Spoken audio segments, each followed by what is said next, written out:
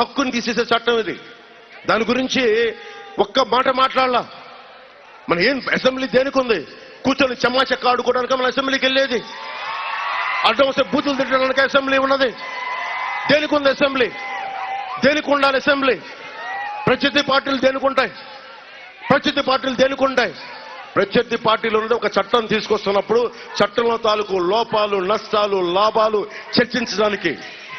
30కి తక్కువగా ఉన్న టీడీపీని నువ్వు మాట్లాడితే వాళ్ళ ఇంట్లో ఆడవాళ్ళని తిట్టి అసెంబ్లీ నుంచి బయటికి పంపించేశావు. చర్చలు లేవు, వాదోపవాదాలు లేవు. ఎలా చేస్తాం?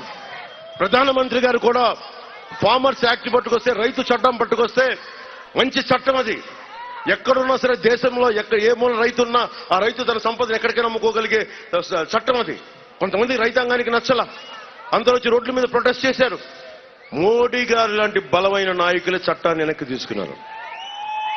వీళ్ళు మాట్లాడితే భారతీయ జనతా పార్టీ కేంద్రం పంపింది, వాళ్ళ చట్టాన్ని అమలు చేస్తున్నాం అన్నాడు.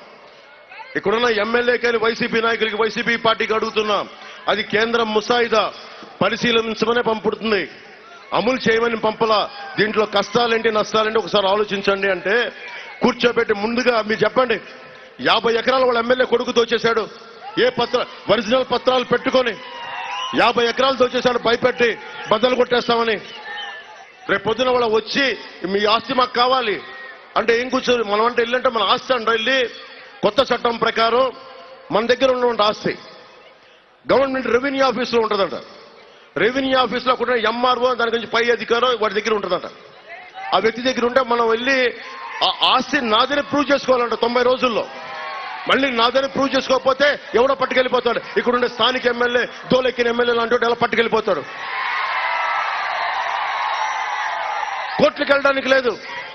పోలీస్ స్టేషన్కి వెళ్తే కోర్టు రిజిస్టర్ చేసుకోవాలంట. పోలీస్ స్టేషన్కి వెళ్ళడానికి లేదు, కోర్టులకు వెళ్ళడానికి లేదు. కోర్టుకు వెళ్తే హైకోర్టుకి వెళ్ళాలంట. అరే 2 ఎకరాలు ఉన్న భూమి, ఎకరం ఉన్న భూమి, ఒక 100 గజాలున్న